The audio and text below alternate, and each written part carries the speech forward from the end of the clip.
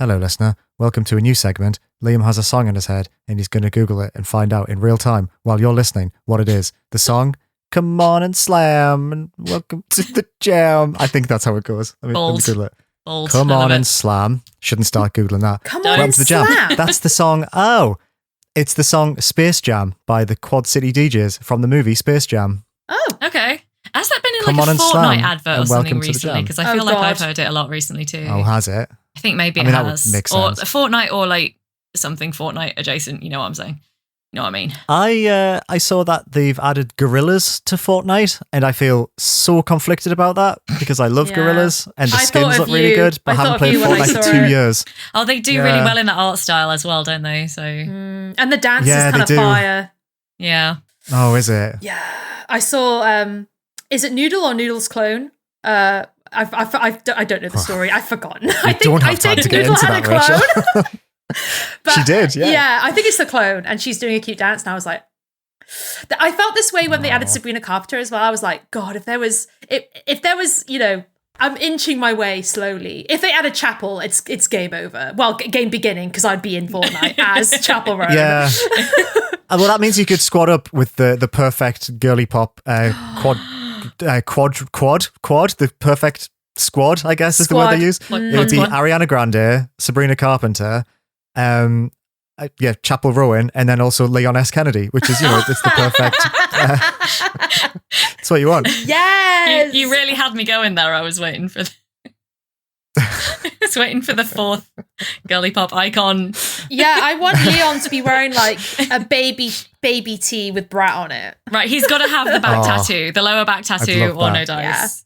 Yeah, Right, but it's a Brat t-shirt. That would be amazing. Yeah, don't add Yes. Charlie XCX. Just add a secondary skin to Leon. Yeah. That's the Brat, like a Brat. Brat t-shirt. Slutty little I t-shirt. love those. I love those completely like left field brand collabs. It could happen. You don't know. Just It the could best. happen.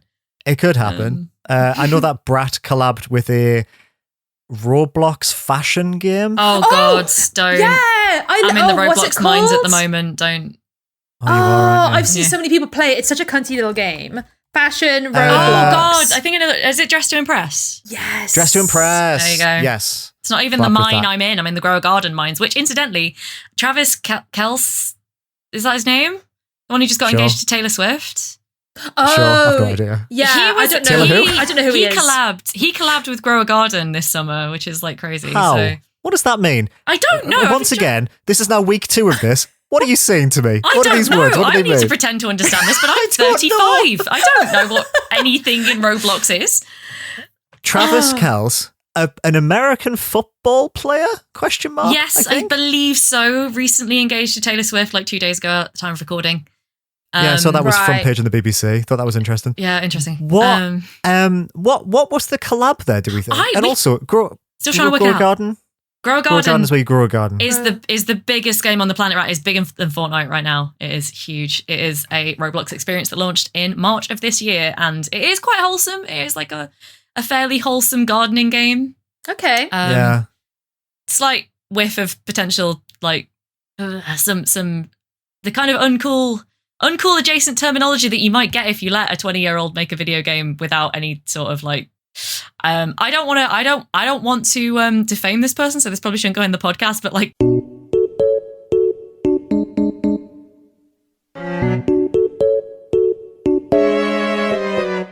Well, I just feel like the thing about Grow a Garden is it might be very wholesome, but like anything on Roblox, it's a shame about all of the sexual predators. yes, In yeah, those oh my God. bushes. I was about to say, I was like, how do we make a joke out of this Oh, to go God. into the thing? I've got to tell you about something else. And this, again, I'm sorry that I'm saying so much stuff that can't go in the podcast on this recording, but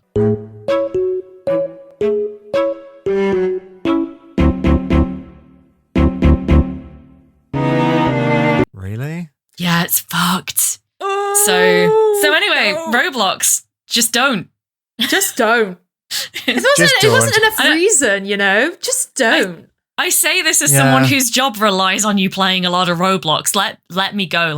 Cut me loose. Don't play Roblox. Yeah. Is Sure. there no automated dating sim in Roblox? Oh God, there will be some absolute shit knockoff somewhere, and it will be full of the people that Yeah. you don't want to meet.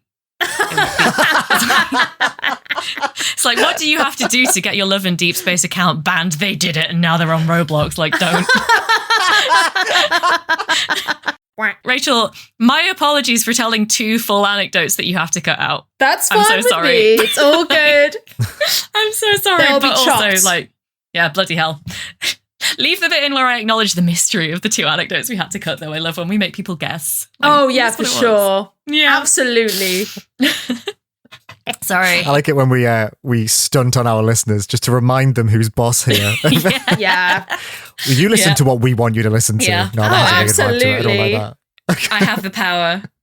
Which is why we're never going to do one of these live ever or just on Oh my God, I YouTube couldn't- recording us. Because we need to edit the Absolutely shit out not. of them. I could not Yeah. help myself because the urge to tell you guys everything would be too strong. Yeah. This is why. Do you think you'd be like, okay, everyone in the room has to swear to secrecy while I tell this I think- incredibly deflammatory Genuinely, information. I think there is like a line at which I would be like, this is probably fine, but would still attempt to swear everyone in the room to secrecy. I think there Yeah. is. I think it exists. I Everyone don't think. brownie promised that we're not going to tell anyone, okay? Yeah, it's Brownie like promise. you know how like the Mousetrap has been running in the West End since 1952, and at the end of the play they make you promise that you're never going to tell anyone what happens in the play, so people are going to see the play. And since 1952, everyone's been pretty chill and good about that. Yeah. I want Do you they guys. still do that? Yeah, Did they not realize they made a film of it in the 90s? It's like it's. Well, I buy don't it know in the what 90s. I don't know what happens in it. So the secret Yeah, has Mousetrap has not reached my what is it? ears. Timon think- in it. hold on, let me see what Mousetrap 90s film. I think we might be talking Yeah, I about used to different love it. mousetraps here. Wait, are you thinking of the Mousetrap where there's that mouse scuttling around the house and it's Lee Evans trying to like catch it? Is that not? That's different. That is very different. Because What? that's Is a that not- great movie. Love talking about that Mouse- movie. Let's not do this. We keep doing this, then we watch the movies, and they're really bad. No, no, And but but this we've one. been bitten Yeah. by a mouse before. Hold on, I'm so you're looking. telling me that this isn't The Mousetrap. a recreation of the theatre show that I've always thought it is? I'd be like, I don't need Hang to say on, that. Who hang cares on, if it's hang on. secret? You I've thought seen the movie. you thought that the Agatha Christie novel Mousetrap was about a mouse running around a house and 2 guys trying to catch. Well, now that you're saying it out loud, the Okay. Agatha Christie bit is kind of Right. giving me pause. real silence talk, me. because Humbled me. Pause. it's Pause. considered. Mouse. It's literally not been filmed because of this promise that they have you do. But did you know that in 2022 there was a really good film called See How They Run, which is not I an remember you adaptation of the talking about Mousetrap, this. but it's about a performance of the Mousetrap where stuff happens, like a murder mystery happens around the performance of the Mousetrap. So it's like filmed the Mousetrap, but never shows you the solution, Yeah, that's Which so is- cool. which is really That rad. is And that's a cool. good film. And if we want to watch that next time we get together, I actually would recommend See How They Run. It's a really good film. I'd be up for that. Yeah. Also, small update, that movie that I was thinking of is called Mouse Hunt. I thought Just it to might be. really hammer home that I yeah. have no fucking clue But what I I'm also talking about. remembered Nathan it as- Lane. Yes. I remembered it being called Mousetrap, though. I had the same Yeah. Berenstain Bears thing that you did just then of thinking that movie was called Mousetrap. Yeah. So- Oh, so Like, such a it's very cheeky confusing. movie. What are we talking about? Why am I talking about the Mousetrap? Oh, yeah, because, everybody please keep the secret of the things that I may say in Yeah. a room. And with Mouse them. Hunt as Oh. well. Everyone keep the secret of the end of Mouse Hunt as well. Yeah. I don't remember I don't it. think Yeah. I've seen it. I don't think I've seen it, and The I do mouse feel like that's brutally more murders Lee Evans. that's more us coded as a film to watch when we get together. Is freaking Mouse Hunt. Yes, it Yeah, is. with the the mouse from Mouse genuinely Hunt good and Stuart Little, modern who would win? Agatha Stuart- Christie's Mouse Hunt. Stuart Little Agatha versus Christie the would write Mousetrap. the shit out of Mouse Hunt. She would absolutely she'd be all love over it. that shit. Queen. Taking a huge Queen. hit on the blunt and writing the script to Mouse Hunt. I mean, The she was pretty bong. wild. She was pretty wild. of writing murder mysteries. I'm going to write a movie about a little mouse. Okay, don't, A movie about Don't- little mouse. please don't So make she's me hold go it on in her a lungs. She tangent won't even about hit a system properly. Agatha Christie and what a badass she was, because I will do it at the slightest provocation. And get this, the mouse runs across the piano and the piano falls on Lee Evans. Oh yeah. I mean, like, Ooh. Who's legitimately, Lee Evans? Don't worry about it. It'll make sense when you film it in 1997. legitimately, like, she potentially deliberately or maybe accidentally faked her own, like, death and disappearance Oh, once. So, yeah. like, that's, Doctor Who Like- taught me that. Really? Yeah. Oh, yeah. Of course, it was in the Doctor Who episode. One of the worst Yes. episodes of Doctor Who I've ever laid my eyes on. I actually really like that one just because Fenella Bull Walgar as clam. Agatha Christie was such a good casting yeah, choice. it was. So it good. was. I love Fenella Walgar. I love Agatha Christie. It was the episode, Liam, where there's giant wasps. Yeah. Fucking hell. Just what you would have wanted. All right, if you're ever going to do a biopic of me, I want it to be about giant fucking wasps, and I want it to be in a TV show that's not good, and everyone pretends it is for some reason. Anyway, Ooh, I want it to what scene was one, Mouse Hunt. I want it to raise points about homophobia and then never take them anywhere. Just to make you sad. Oh. So, yeah, like, Ooh, hot take central.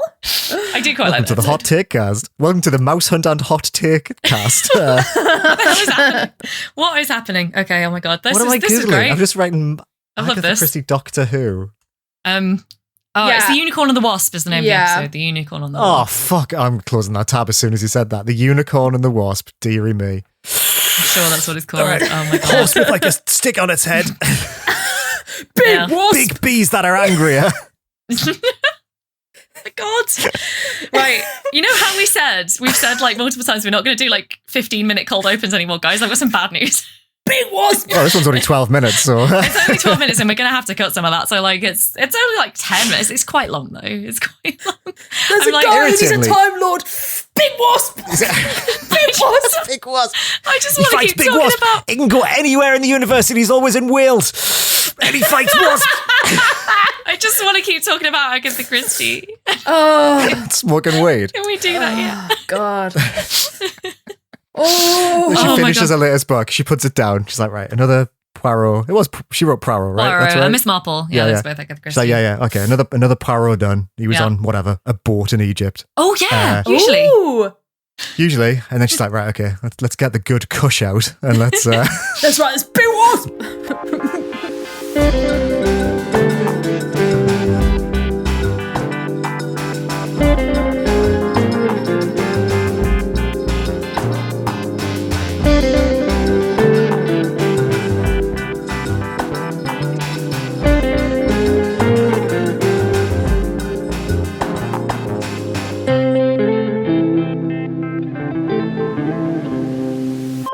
Hello, everybody, and welcome back. You've been here for a while, I think. Welcome to Indieventure, the indie games podcast that I, Rebecca Jones, host with my two lovely friends, Rachel Watts Hello. and Liam Richardson. Hi. And yeah, so a little bit of context for everyone before we get going. This was going to be our Demonschool group review episode up until a couple of days ago. Little bit of a change of plans, as you may be aware, because Hollow Knight Silksong is kind of almost shadow dropping on September the 4th. And so pretty much every other indie game set for early September has been delayed. So that's Demonschool, which was going to be out on my birthday. I'm slightly heartbroken. It's fine. I've already got my copy because they were very nice and sent me a review code. Thank you guys. And also it's baby steps. I've got this is like an Oscars in memoriam section. There's a really really interesting article on Games Radar by Ashley Barden. Thank you for your contribution, Ashley, for listing all of the indies that have now delayed. So yeah, that is Demonschool, Baby Steps, Clover Pit, Mega Bonk, which sounds amazing, Eternal Lucis, Little Witch in the Woods, and Feyland are the ones that have so far confirmed their delay at the time of writing. So it's 8, I think. F's in the chat. F's in the chat. Yeah. So yeah, F's in the chat. I'd absolutely, best of luck to everybody who's launching. Obviously, generally best of luck to everyone who's launching an indie game. Like, damn, well done, guys. But, seriously, all the best to everyone at Team Cherry, everyone who's launching around Silksong, everyone who's delayed for Silksong. I wish you all the best, genuinely. And I understand how much of a panic this must have been for everyone when they suddenly saw that September 4th date come out. But also bit of a moment for us when we realised that suddenly our episode plan had gone up in smoke as well. Yeah. But thank you so much. Especially when you're 8 hours into reviewing the game. And then it gets delayed until November. It gets delayed when I'm getting married and we're going to have to bulk record episodes before then. Oh my as goodness, well. of course. So it's a bit I know why you've done this, but I can't say anything about why I can't say anything because I'm under embargo still. Yeah, So it's like- we're all under embargo, so we can't really talk about our impressions of Demonschool anymore. So Nope. yeah, we can't even kind of give you the kind of the initial impressions or anything at the moment. But thank you so much to our lovely listeners who have saved our asses on this one Yes, and they really have. responded to a very, very last minute call for questions for another mailbag episode, which is what we're doing instead. Woo. Break glass in case of embargo change. I know, It has right? mailbag behind it. You guys are so brilliant. I didn't even know if anyone would respond because we only gave you like 2 days to come up with questions, but we've had so many that we're not even going to be able to do them all today, which is kind of sad. But like, thank you so much. Whether we get to your question or not, like, thank you for your help, because man, we were a bit stressed there for a second. So Yeah. Thanks everyone. Anyway. Thank you so much. Will we talk about Silksong? I mean, I feel like we have to, but also I'm pretty much not going to play Silksong because it's so not my genre. We'll get around to that, right? Definitely like the impact of Silksong on the industry is going to be in a chat at some point for us, surely by the end of the year. I see so. I think we can't. It's the elephant in the room. Whether you're kind of it's the GTA 6 of indie games, right? So it's like it's really weird because I'm very happy for Team Cherry and the feature that Jason Schreier did about how they were just having a normal one and that's why it took them so long to make it was incredible. Like for that to break cover of them to be like, yeah, we're just hanging out. Like we Hollow Knight made loads of money. It kept selling copies throughout the years. Like we were able to just do whatever we want to do. It's fantastic. And it's like really bittersweet and odd. If like here's this big event coming up and it's like having a direct impact on other games, but then it's also a bit like, would it cannibalize sales? It would suck the oxygen out of the room. I think that's maybe the biggest thing that I think Silksong's going to do. I don't know whether it necessarily would have like what the Venn diagram between Baby Steps and Silksong doesn't feel like a perfect circle to me. I mean, I've seen people saying that about Demonschool, which is much closer to it than Baby Steps. So but also two very different games, right? Indeed. But I guess that the problem is that like everyone on Twitch, everyone on social media, everyone in games media are going to be talking about Silksong for like at least 2 weeks. You probably are going to want to like push yourself back a little bit, aren't you? Just to get a little bit of breathing room so you have a chance to shine. But then, I don't know, like, I was thinking about Blueprints. Like, Blueprints came out of nowhere. It became like this phenomenon over the course of like a month. And like, other games like Promise Mascot Agency came out and did well. Tiny Bookshop as well. Tiny Bookshop smashed it up until the point where suddenly Silksong was the only thing being talked about. So it's still doing well. I'm curious obviously. What you two think of it as like. Well, I don't know. Was it the right move to move things? Do we think are indie devs right to not right? But do we understand why they're doing it? Absolutely. I completely get it. Yeah. Right, cool. Right. Well, next section, please. I do think that sales-wise, it's not going to make that much of an impact. But I do think, when you work this hard for this many years on a product, you do kind of want some outlets to review it. And if you launch, 2 days either side of Silksong, it's not going to, especially when, Silksong is like not giving out preview code, which is perfectly legitimate thing to do, especially when you've been like funded by a Kickstarter or Patreon or whatever. But at the same time, it does mean that there's going to be an absolute, there's going to be like reviewers are going to be in crunch for for a couple of weeks. And so you do want to like miss that slot if you want to be in the conversation, which I don't honestly, despite my job, I don't know how much that conversation really like equates to sales, especially in the indie market. But like kind of, I guess my attitude is why not at that point? Like wait another 6 weeks and at least give yourself a shot at some like mainstream coverage. Seems. Yeah.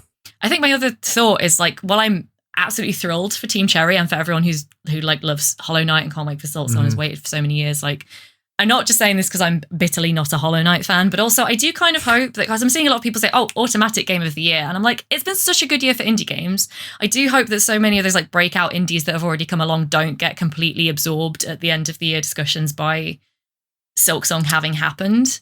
If you get what I'm saying, like there's room in the discussion for so much more than just Silksong is what I'm saying. And like, obviously it's going to be part of it, but I hope that there's room for Blueprints, for a Tiny Bookshop, for the Promise Mascot Agency, and like all the other things that have kind of already been highlighted. Like Claire Obscure's kind of a borderline case because that's more AA really. And I think that will stand the test, but yeah. I hope we can have a wider discussion again by the end of the year. That's my thing. I also just think like from each of the indie teams, like they saw an opportunity to delay the game and took it. Like, I think who doesn't love another few weeks of dev time, right? Like, so even if they were like, regardless of like, oh, maybe the attention and all the money we've put in, and regardless of all that, just being like, oh, thank God we have a legitimate excuse to push it back. I'm happy the Demonschool devs weren't like, oh, we've pushed it back further enough. Maybe we shouldn't. No, push it back. Silksong will be all encompassing.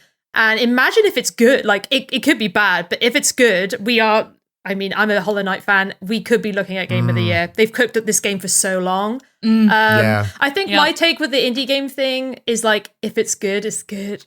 Like, I just don't want people to give it to Silksong because of Hollow Knight. Yeah, that's the thing. I mean, if it's like, if it's legitimately the best indie game of the year, I'm not going to be bitter just because it's not in my wheelhouse kind of thing. But like at the same time, people who are talking about a game they haven't been hands-on with have only know is coming and being like, it's already my game of the year. I'm kind of like, come on, guys. I mean, you can do that if you want on an individual level, but when you do have like a certain like industry standard to maintain, I'm like, you have to be a little bit more, That's why quite often when I'm like reviewing things and when we do Game of the Year lists, like at work, I won't put stuff from franchises I love into those lists, or at least I won't vote them very highly just because I'm like, I can't, at the point where I'm like 11 games deep in this franchise, I can't be as objective on it as I am on an IP that I heard of for the first time this year. So. Oh, interesting. Okay. That is fair.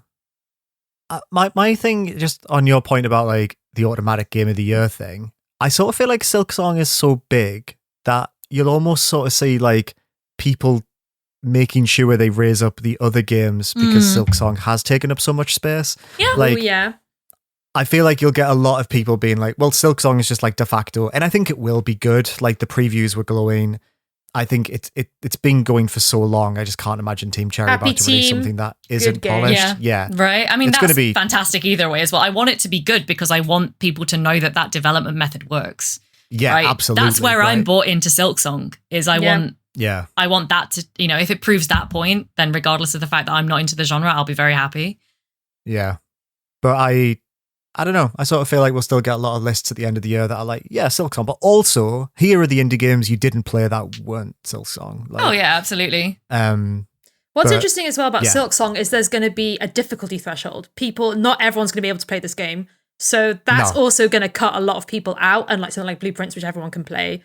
But I'm scared of this narrative as Liam's well of like, Silksong is for the gamers. I'm scared of that narrative because of the difficulty threshold of like, well, only if you'll get good mentality, and I think there will be some of that, but.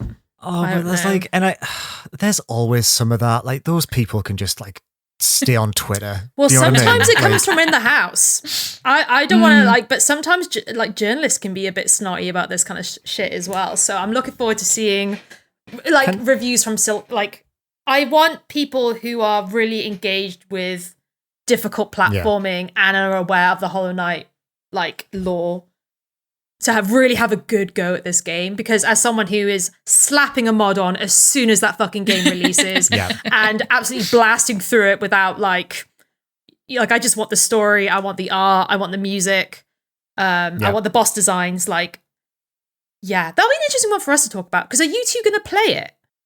It's on Game Pass, so I will play it. I will give it a try just to talk about it. Because it'll be interesting for you. Because are you going to play Hollow Knight before? I have played Hollow Knight. I've got about 5 hours into it, and it was too hard. Yeah, I liked what it was putting down, but so you know a little bit. I should have read an amazing article by Rachel Watts on PC Games N about playing it with mods on.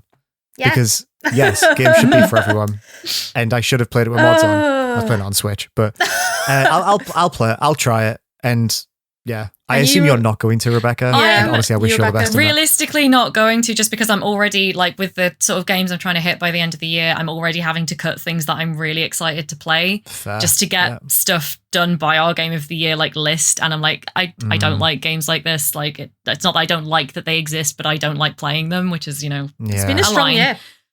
Yeah, it's been a really strong year. I mean, I'll talk about it a little bit later, probably when we do hyperfixations, but there's Blueprints is big. And I'm actually nearly at the end. So rolls through. But anyway, we'll get into that later. But it's when you think probably a strong Game of the Year contender for me has taken me nearly 150 hours to beat, and then there's still a bunch of other games that I really want to play. we do this for fun. I'm not going to be looking at a game that I know will make me miserable to play. No. Yeah. I'll try it to see if I like it, but I won't put more than 2 hours into it. Yeah. Like if I'm not into it. I mean, just want to be able to talk about it a little bit, I guess. In an ideal world, I would play all the games. Like, I would genuinely love to play all the games, but yeah. All of them. All of them. Even those ones on Steam. Even though what my dream is to have like the total knowledge of any subject. Like the impossible dream is to just have that like holistic and complete view of something which a human being can never achieve. So yeah, I would absolutely I would play every single game if I could. I just worry that if that would happen, I'd become super cynical. I'd be like, this is all shit. This is awful. Yeah. I would be the Dr. Manhattan of the gaming world. It would be like I would go and live on Mars. Oh, you would. And the thing is like you'd totally like, I know what the best game ever made is. And it's a Steam game that has 0 reviews and costs 69p that came out in 2022. Yeah. Nice. And like I've seen Heaven and no one believes me. I'll be sitting on a rock and I'll be like, we're all puppets. I can just see the strings, and that'll be the best video game ever made is switching off your PC discourses. and going outside. Exactly. Oh, yeah. Oh, just I've been literally today. I was on a Dr. Manhattan quotes kick because that's where I am mentally at the moment. So this has been like perfect. This is all really lined up. Incredible.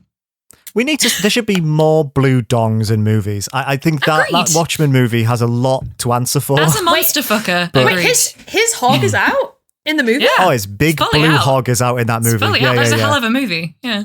He's just, doing pop off heinous things in Vietnam, and his dick is just out. Yeah. The disrespect. Alan Moore, baby. Get a leaf or some shit. Yeah. If it was a vagina, everyone would lose their fucking minds. They would. Preach. Right, so mailbag, innit? And like just a long silence. Just for for us, that was a long silence. It felt misogynistic to riff on that. Like, I was like, I need to sit my ass down and listen at this point. Well, I agree. I deliberately let it hang. I'm an ally. We should do some questions. Anyway, so I did want to say that our lovely listeners, in addition to providing us with so many like great questions, really took the message home when we said, hinged or unhinged. We're happy with both types of questions. They really helpfully sorted them, sort of like self-selected and sorted. So we're going to try something a little bit different because I think this is the first mailbag I've hosted, maybe, and I have to assert my personality onto an existing format somehow. So I'm going to check. It's probably wrong now. Anyway, regardless, I haven't done one this year, so new year, new me in nearly September.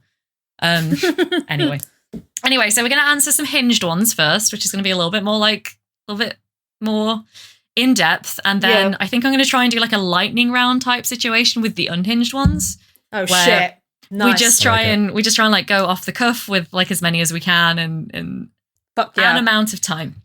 So anyway, are you actually looking at the recording schedule from like a year ago? No, I was looking at the website, but I only started tagging who hosts after the first mailbag episode, so who's to say? Uncheckable for now. I've definitely done one of them. I remember doing. I did the last one. You did the last one. Is this I did our the second third one. or fourth? Okay. Wait, is this our fourth mailbag? In which case, I might have done the first one. It's our fourth.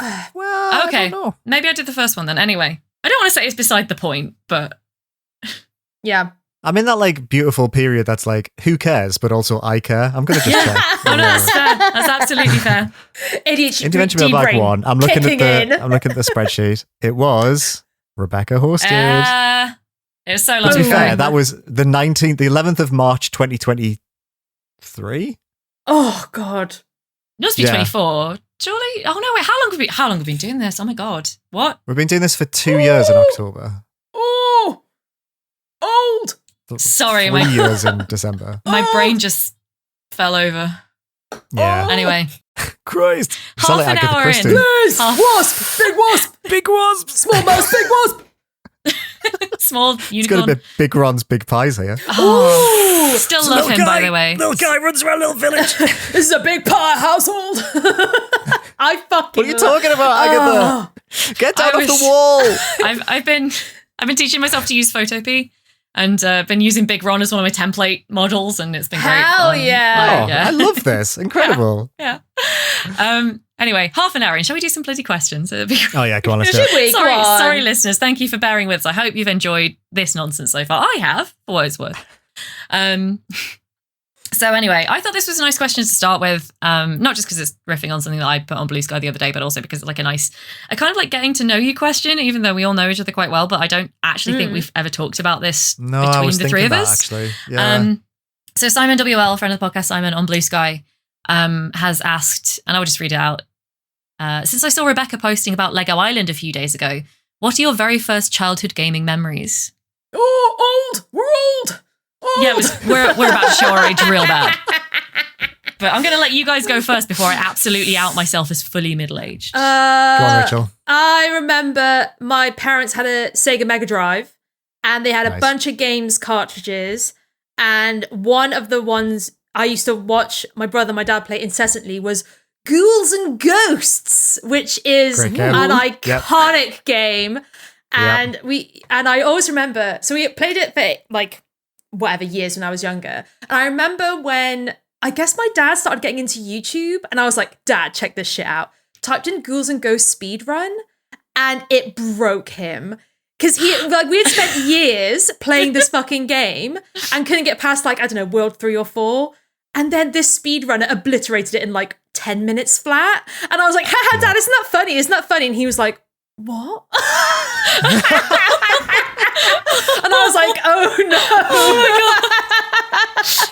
And then I showed him. This is now the second story in a series that I'd like to call Rachel befuddles her father with video game things. 2 episodes in a row as well. That's so good. Yeah, it is. But it was fun because I was like, you can look up chess matches as well, and that he was fine. He was fine, and he spent hours watching chess matches online. Good. But it was just like soothed by the chess matches. Just watching this speed run, just like obliterate this fucking game. Like bosses that we'd spent like ages strategizing, like him and my brother, me just like watching, dribbling. And then this speed runner just fucking annihilating this fucking dragon. Yeah. Humbled Mr. Watts. Oh, so very funny. Oh, good. What about you, Liam? Also my dad. So the greatest prank my dad ever pulled on me is getting me into video games and then not giving a shit about them for the next 35 years. Amazing. 35 years. I'm only 33. 30 years. So exposed the truth. My dad used to be really. I'm not the oldest. Yes. My dad used to be into computers. He used to bring computers home from work, or used to buy his own, and he used to have this like quite fancy-ish computer in like 1987 when I was 5. And then he had an older Compaq machine that he used to keep underneath the desk in the computer room. Ooh. God, I miss the concept of a computer room. We used to be a real country. And he, on that older computer, I think because it wasn't a work computer, he had games on it. He had DOS games on it. Oh. So when I was a 5-year-old, I think he was doing work and he was like, I'm going to put you on like some games on the computer under the desk and I'm lay on the floor and I would play DOS games while my dad was on the other computer. Wow. So the games that I used to put me on was Doom.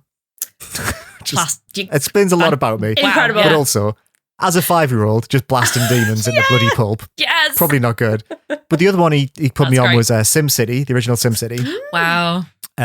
Which was just fantastic. I used to love that. I used to go in the scenario editor and just look at the cities. I just liked looking at them. I used to, whenever like a random disaster happened, it used to like freak me out and I used to get my dad to reload it in. Just like looking at this little city just working. Oh my God. That's so sweet. And the other was a game, I had to Google this earlier because I was like, I have a sense memory of this game I used to play that had Mickey Mouse in it. And I thought it was about roller coasters, but it's not. It was called Mickey's Jigsaw Puzzles. This was a DOS game where you would put puzzle pieces together and then once they were put together, it would make like an animated scene. Very 90s, very early PC. Yeah, I definitely played things like that without being that. Yeah. I wonder if I just Google like Disney roller coaster DOS. I wonder if that was also a game I used to play. Oh, memory unlocked. Coaster 1993. What is this? Oh yeah, this might have been it. Oh my God. Was it? Do you remember? No, I don't know what that is. What is Fuck that? Fake memory. But yeah, that was my earliest memories was old PC games. And I used to know how to do DOS. Like when I got to like 8 or 9, my friends would come over like, check this out. And I'd be like hacking the mainframe. Yes. And they'd be like, whoa, you can play like the banana game where 2 gorillas throw bananas at each other. Yeah. Gorillas in Oh. QBasic. I wrote an article about gorillas in QBasic for RPS, and it's the only time I think my dad has ever read anything I've written about video games. Yeah. Anyway, Rebecca, what were your earliest gamers memories? You can really tell that we're children of the same era because there's going to be a lot of overlap between all these stories, I think. Oh, yeah. Because, when I was very, very little, maybe 3 or 4, we got a Sega Master System 2, which I believe was the Sega Genesis in the States. And we got it because my dad is now retired, but he was a firefighter for his whole career. And they used to, one of the things they would have as entertainments in the fire station was they would have the latest game console, right? Ooh, But then nice. they would, when a new one came out, there would only be one console in the station, and they would basically the person with the youngest kid usually would get the outgoing one. And so when the PlayStation came out, when I was maybe 4, I guess, we got the Master System 2. Which was very fair-minded of them to not just give it to the person with the youngest boy, but the youngest child. I was just about to say that. Very progressive of them, actually. Yeah. So my first video game was either Sonic the Hedgehog or Back to the Future Part 2, and I don't honestly remember which. But very similar story. Sonic the Hedgehog, obviously, you can still play. I've got the same. The first Sonic the Hedgehog game I ever played is now on my Switch. I can still play that today. The Back to the Future game is, because it was licensed, is completely unavailable now unless you, my parents gave away the Master System 2. Still not quite forgiven them for that. Might have to buy a retro one day so I can play all of the old games that have kind of disappeared. But I did watch a YouTube playthrough of Back to the Future Part 2, and it's a bad game. I can't tell you guys. It's not good. It's a notorious stinker. Yeah. It's not good. But when it's kind of crazy to look back on it and think my first 2 were Sonic the Hedgehog, iconic genre defining original Sonic the Hedgehog, and Back to the Future Part 2, which is just, I encourage you to look up Back to the Future Part 2 Sega Genesis on YouTube, because you just take a look at it for a few minutes. I tried to show my dad. I was like, Dad, we should look up a Let's Play of it on YouTube because you can't play this game anymore. And we just sat there for about 3 minutes, and then we're like, oh, this is not even entertaining to watch someone speedrun. This is really bad. Oh. Yeah. Damn. There we go. If it was a Master System, you would have been playing the 8-bit version of Sonic as well, not the 16-bit that was on the Mega Drive. In my memory, it was incredible, but it probably was. But that's such a little curio, that game. It's so interesting. It's like if they did Super Mario World on the NES, when it came out for the SNES. It's just a weird bit of Sega history that. Why do I know so much about fucking Sonic? That's a lot. A lot about Sonic. For saying it was potentially my first ever video game. I don't know that much about Sonic except the sort of memes and the general vibe. Yeah. But yeah. Incredible. I didn't play it as a kid. Yeah. So you played it as an adult and you loved it. You were like, this is my boy. This is my boy. This man put Sonic Frontiers into the Game of the Year list. Oh, yes. He did it. He did it. Shame. I was in the games industry professionally for 18 months, and I put Fortnite in 2 top 100s, and I put Sonic Frontiers in a Game of the Year list, and then I was like, peace out, motherfuckers, notes. and off I went to Greg's. Nice. Dear. Oh, we learned a little bit about each other. That's genuinely, I don't think we've ever really had that conversation with each other before, so that was really that was really fun. No. Yeah. But yeah, also all extremely 90s childhoods. Yes, for sure. Yeah, absolutely. Very 90s. Do we want to round robin so if someone else wants to read out the next questions so it's not me talking to people constantly? You want to just move down yes, please. Cool. So this one's from Harry Mitchell on Blue Sky. Thank you, Harry. They said, what indie games do you recommend to people that don't play indie games or play many games at all? Ooh. Rebecca, why don't you go first on this one? Ooh, so my gut reaction to this one was Untitled Goose Game. I just think that's such a fun Cute. starter game. Yeah. But depending on, I guess, how well I knew the person, because my aunt doesn't play many games. She'll she's really excited to check out GTA 6, but she's kind of not really in games. Oh my God. The Okay. big ones. That's wild. But one of my missions in life would be to get her to play Thank Goodness You're Here, because if you know someone's humor would really do well with Thank Goodness You're Here, it's it's kind of like Untitled Goose Game, and that would be really good ones. But anything that's kind of fairly simple mechanically, but also just quite visually, they're both really nicely produced games. They got a sort of people will really enjoy the visuals of those, and the humor of both games is really stands out. They do a lot with a little, and they don't go on too long. You can play them in a single sitting. So yeah, Those would definitely be my two main indie picks. The other one that I've recommended a lot to people, kind of outside the indie space, would be The Awesome Adventures of Captain Spirit, which is the free Life is Strange side game that's on most platforms. Because again, it's mechanically very simple. It really shows off what that franchise can do. It's free. If you hate it, it was free and 2 hours long. So yeah, that's fair. And it's like in itself, it is a very, very heartwarming, and like it really shows off what that franchise does with characterization and like voice acting and animation and all that. So you really get a sense of what Life is Strange is about. Side note, don't expect a resolution to that in the main Life is Strange 2 game. They don't really resolve it, which is a real shame. But enjoy it for what it is, generally. And those would be my 3, I think. Oh, those are good ones. How about you, Rachel? Return of the Obra Dinn. Done. Oh, did I freeze? A little you tiny did, but bit. I know you said Return of the Obra Dinn, right? Yeah. Oh, she froze I'm again. back. I'm Oh, no, back. oh, no. I'm Oh, back. she's back. Rachel, Hello. Rachel. I literally just said Return of the Obra Dinn, and then there was just the silence. No. Yeah, mine would be Return of the Obra Dinn for sure. Yeah. Good detective game, minimal input, no timed, no combat, breezy game. So yeah, that one every time, all the time. I think that's a really good pick. Yeah, absolutely. I mean, Good it's story. one of the greatest games of all time. Is generally the agreed upon position. So We'll definitely hear it. Might Indieventure be podcast. the best. Yeah. Mine are What Remains of Edith Finch, which Ooh. I just think is like, because a lot of people I know who don't play games struggle to use controllers. yeah, I think sometimes it's hard to remember or to realize like how alien those things actually are if you're not used to using them. And I feel like What Remains of Edith Finch, similar to Obra Dinn, is that it lets you explore a world, but also it's not very challenging. So it sort of eases you into the idea of games by sort of like taking you through a compelling story.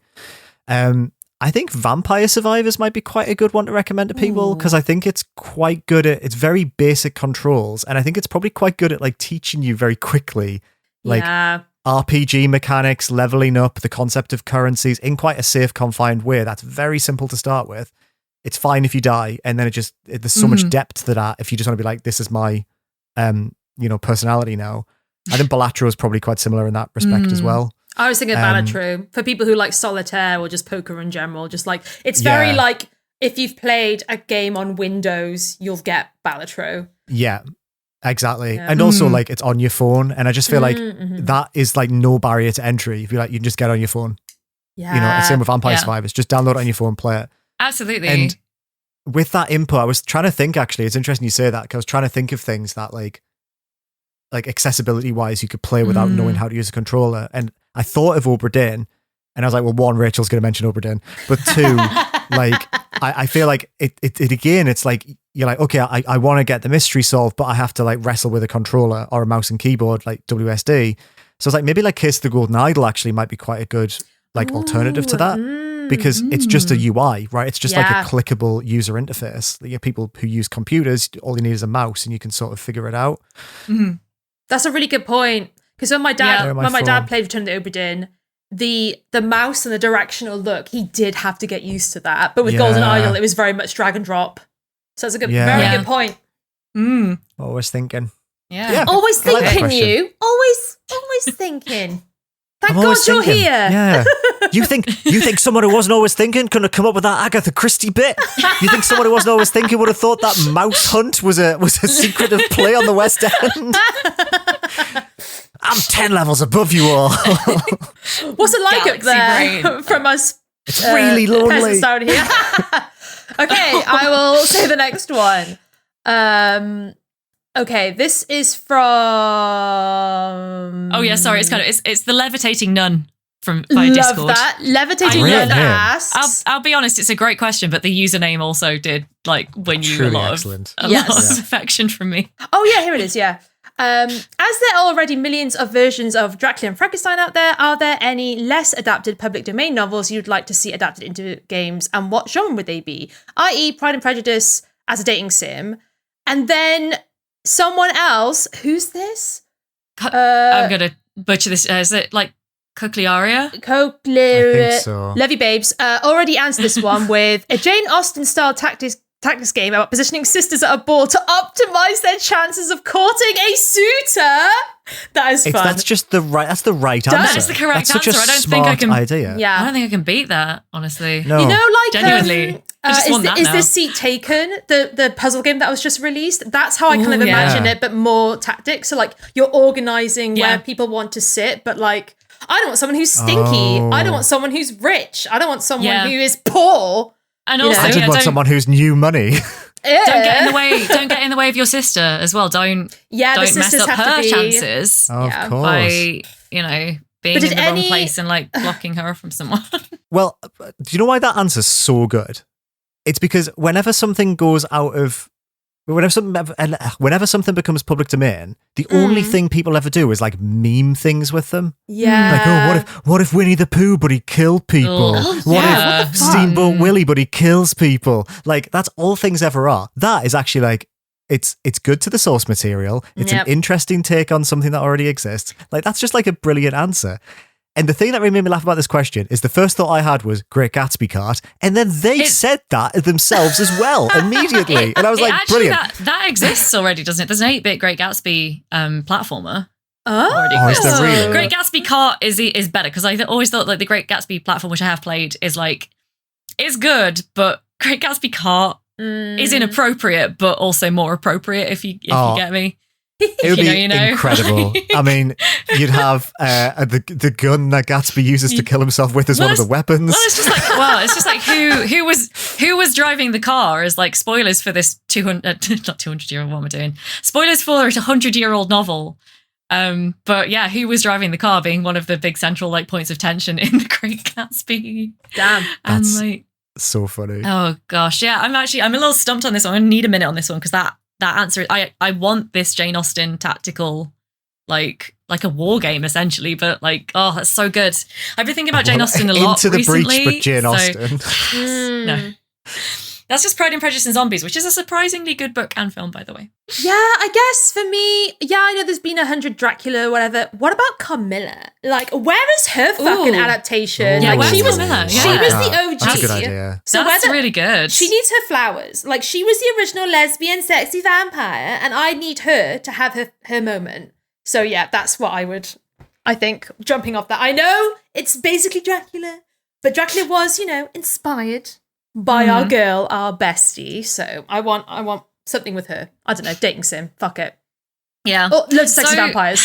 I don't know. So the thing that by the way, are we talking about like the postcards thing on the podcast? Are we acknowledging Oh, that? we as a should. thing We that should we're actually doing? shout that Yeah. out. Yeah, let's shout that out right now. Yeah, you should do Yeah. it. So something that we're starting with Indieventure to kind of like branch out and give us like another little project to work on is that we're going to start putting more blog style posts up on the website in addition to doing obviously the audio podcast.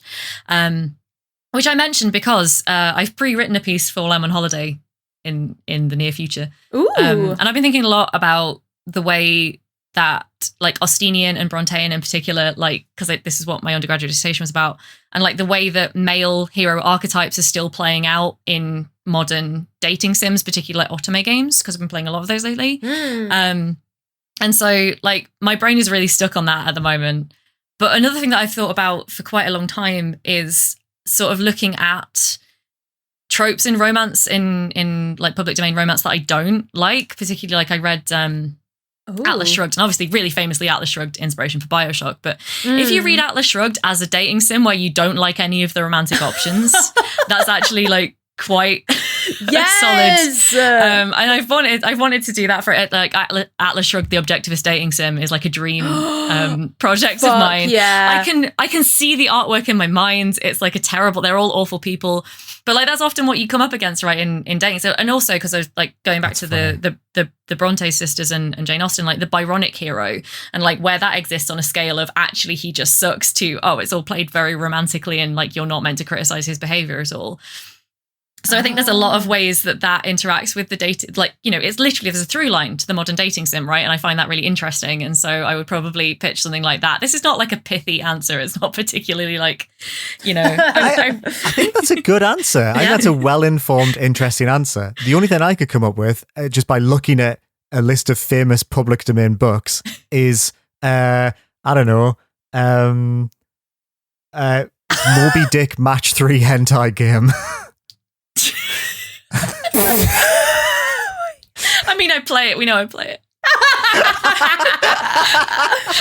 Wait, so it'd just be the whale being all saucy?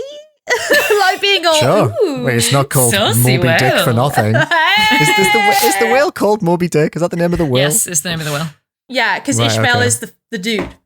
Yeah. Right. Okay. Ishmael. So Cool. it would be Starbuck sexy, and- sexy Moby Dick. Ooh. You're like, oh, you match those three things and maybe I'll show you my blowhole. Oh, here's my harpoon. Oh my god. Very good. Yep. Yep. Ahab, that's the other guy. Oh my god. Yeah, no, this is. Ahab. Ahab. Look at my abs. Mm. Oh, yeah, you know what? Yeah. Yeah, actually, yeah. Oh, yeah, yeah, it works, that worked for it. You don't look like you like that. He came round it, had to sit with me a little bit. Yeah. Right, but it sat with you like a bad fart based on what your face was like. And that was correct. That's the response you should have to that. So, who's got the next one? I mean, just he's yeah. back. I'm still on the Jane Austen style tactics game. It's just so good. That is I the correct really answer. want to play that. Like, Yeah, it really that's is the nice correct and answer. Koshliaria, I hope I've pronounced your name somewhat right. Oh, Good yeah. answers, Sounded genuinely. We're all in awe right now. Iconic behavior. Yeah. Oh, so shall I do the next one? Yeah. Which Sure. I think is. Am I correct in thinking this is a friend of the podcast, Shay, asking this one? It is.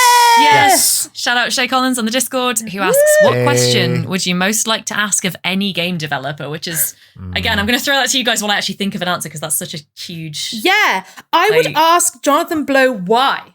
Fuck. Dude, I wrote that down. I pre-wrote that 4 hours ago and you come up with it on the top of the dome. God damn it. I have no jokes. I said literally right here it says I'd like to ask John Blow who hurt him. Like fuck.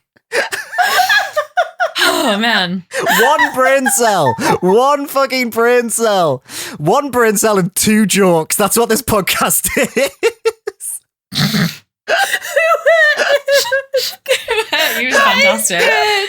Oh, man. Oh, Yeah, there we go. great answer. I can't believe you had that written down. That's so good. I just got in there quick. I should have thought, I was like, that's the first thing I could think of. Oh God. Rachel and Rebecca will say it as well. Oh, that's so funny. Oh, but now I don't have a genuine answer. I do have 2 others if you want me to say it while you think. That is so fucking wild. But Oh, that's so good. one of my biggest interests when I speak to developers, and I need to try and get on that a bit more this year with the extra episodes. I'm really interested after speaking to Zalavia Nelson Jr. about this idea of authorship and the Oh yeah. expectations that people form around you and the effect it must just have on your psyche.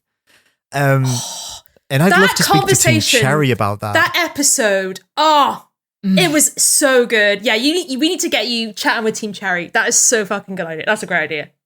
Get them I on think the it'd be phone. nice to talk to them about like, hello, Hello, Team Cherry. Do you have time in your busy schedule? Cherry, team. The other thing I'd like to talk, this is like the biggest, like if I could speak to anyone, Oh yeah. like if I was given access to the most prestigious sort of like creative minds in the industry, I just would not want to talk to them about games. I know that's just like a wanky answer, but like if I had like 20 minutes with Shigeru Miyamoto, I would not be like, so what was it like to make Mario? You know, I want to be like, what's like, where do you go to eat? Like, what's your favorite place to eat? Like, what restaurants do you frequent? Like, or I'd love to know, like, does Shinji Mikami read? Like, what kind of books does Shinji Mikami read? Like, I just like, I don't know. I feel like these people, like, if you think it was interesting, the interview I did with Aaron Potter, which is live now, he made a point of like, you know, people sometimes ask him like, who's your dream person to interview? And he's like, I don't really have anyone that's like a dream person to interview because like I don't really view people like that. Like, right. Yes. I just want to have interesting conversations with people, and I think I'm kind of like that. I think I just like, I don't know. I feel like there's so many interviews with these people out there where they ask the same questions, and that's something I really, as someone who's like learning to be an interviewer, like as a hobby, I don't want to be asking the questions that everyone asks. I mean, cut to the interviews I've done, and I'm still like, so how do you get into games and that? No. We've multiple interviewees compliment you on your interviewing technique, absolutely, I'm not letting this. I'm grabbing you before you fly away with that. Get back down here. Yeah. We really have That had is fair. so many compliments. Like, so none of that. You're great. Yeah. You're great. And then I would Thank ask, yeah, well, where'd you go to get your coffee? But that's a good point, because a lot of these game developers, I literally just want to know, like, what other media they're engaging with. Like, what are you reading? Yeah. Like, what are you watching? Because then I'm going to like the same shit. I'm like, okay, like, Citizen Sleeper, like, what else influenced you with that? Like, just me, but literally last episode, but with, like, developers. Like game media bundles, but with, like, every single developer ever and every game I've ever loved. And that'd be great. Or even just, like, it's just a hyperfixation episode. Just talk to me about what hyperfixates you, because that's always so interesting as well when we have guests on and like get how people engage with that prompt that we all use all the time is so interesting. Mm-hmm. Absolutely. So have you got any answers? I'm just scrolling down my games as well, just to see if there's any I kind of have. Is there anyone you'd want to? Sorry. No, go ahead. I was going to say, like, is there anyone that you do really want to interview? Do you have someone that is your, like, this is my dream interviewee? No, I don't. Do you, Rebecca? So I have somewhere on my computer, there is a list of people who, if I could get them on an episode of like Indieventure Extra, I would love to do that.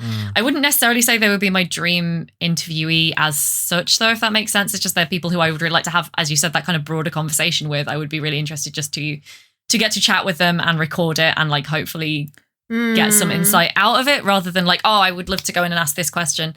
One that is from my list and a question I'd be interested to ask, and like I'm gonna frame this in like, obviously some of the, like, if you're gonna ask like a fairly sensitive question, it's good to get a person's like feeling up front.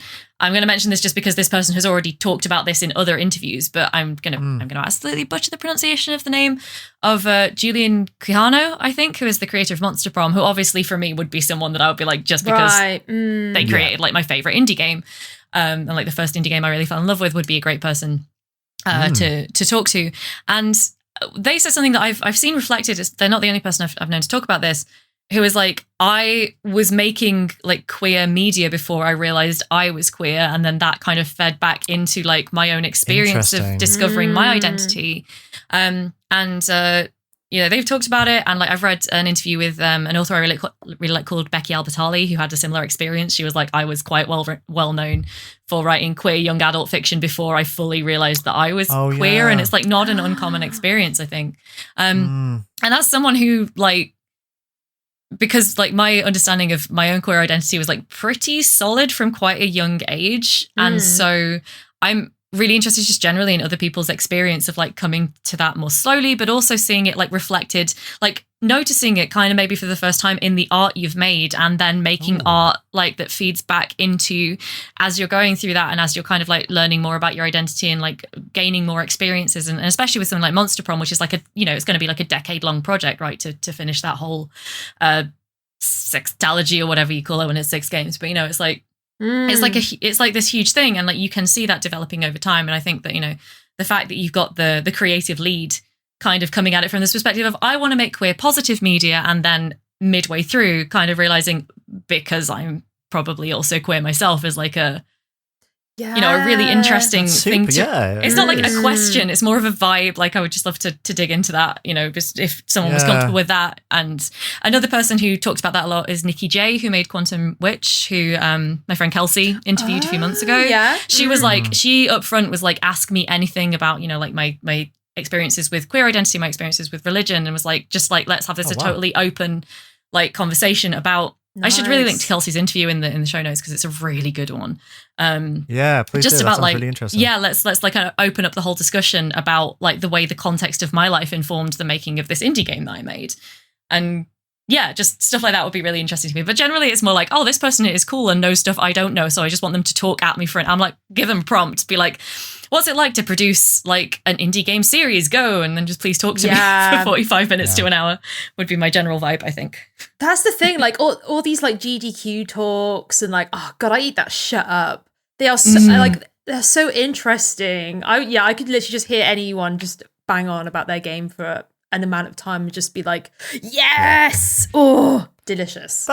That's the thing. Like when people praise me for the interviews that I've done, the only trick is you just let them talk. Yeah. Like just ask just make some notes for more prompting questions. But people come to interesting conclusions on their own. Like you don't have to really guide them that much. And I think with you as well, like they sense that you're genuinely want to know and that you're curious and that you have done your research. And I think that makes a whole difference. Like if you turn up to an interview trying to interview someone and you don't care, like they fucking know. You can't fucking hide that shit. So as long as you just like say how much you like, if you just get across how much you care, like people love talking about what they love to like what they do and love doing. Yeah. So like it's like the nicest thing to.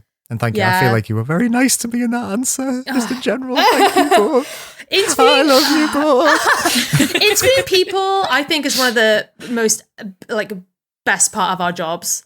Like, especially when we were at RPS, like I just loved having a gab with someone who made something that I loved, and it was just always so interesting. And like that was always my favorite part. It still is my favorite part of my work.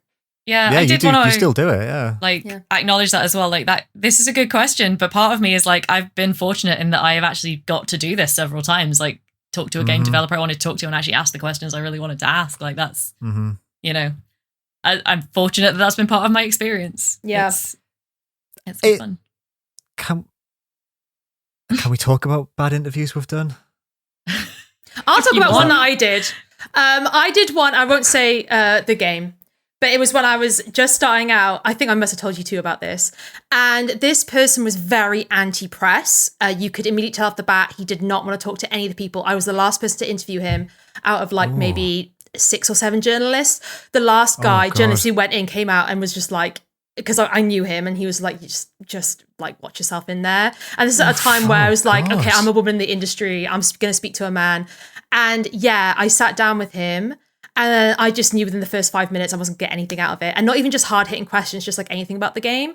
And he would do this thing where he would sit down and he would stare at you. Like, he just wouldn't blink. He tried to intimidate you. And so I just literally ended up being like, how are you? Like, are you excited about the game? And then I was like, okay, I turned to the PR and I was like, I didn't even acknowledge him. I turned to the PR, I was like, I'm done with my questions. I left 10 minutes early. Wow. Hey, that's amazing. I know, well, right? I was just like, if you're going to fucking Uno dish reverse it. that power play. Like, yeah, can you say who it was and then you just bleep it out? Yeah, it was they had done a bunch of web stuff and they were bringing it to, I remember, and he was like from Iceland or some shit, so he had these wicked blue eyes, and I was like, he has beautiful eyes, but I just don't want them staring. It was like White Walker eyes. You should have just hands on knees stared back. Like, he was horrific, and he literally, we were sitting close and he just stared at me like this and tried to intimidate me. What the fuck? No. Like, fuck you.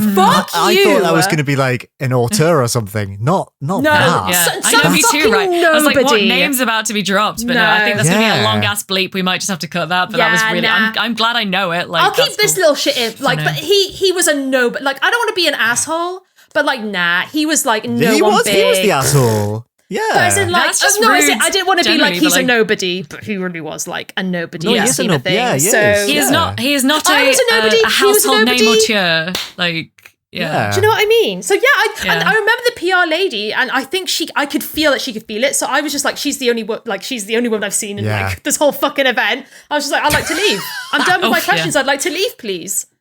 Wow. Yeah. Fuck that guy. Just like by the by, that is such a mood for it to be you and the PR person as the only women in like quite a large group at interviews. Like I've been there as well. Unfortunately, it didn't go anything like that when it happened to me. But like, Jesus. How about you two? Yeah.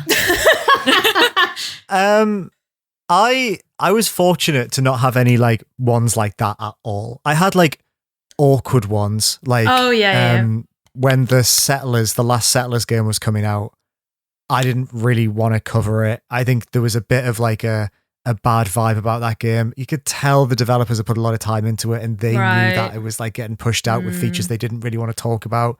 And that was done remotely. And I spent like all morning with like this one guy and like he was like talk. He was just watching me play the game like over Discord, and then like we did an interview where he sat like in a really nice studio, and it was just a bit like, oh God, like none of us are going to, like, no one read the piece. You know what I mean? It was a shame. And I wish them all the best, because I don't know what happened to that team, because that game did not do well.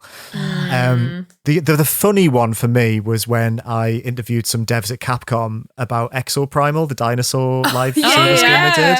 Yeah. Have I said this on the podcast before? I can't remember if I have. I don't think so. I don't know, yeah.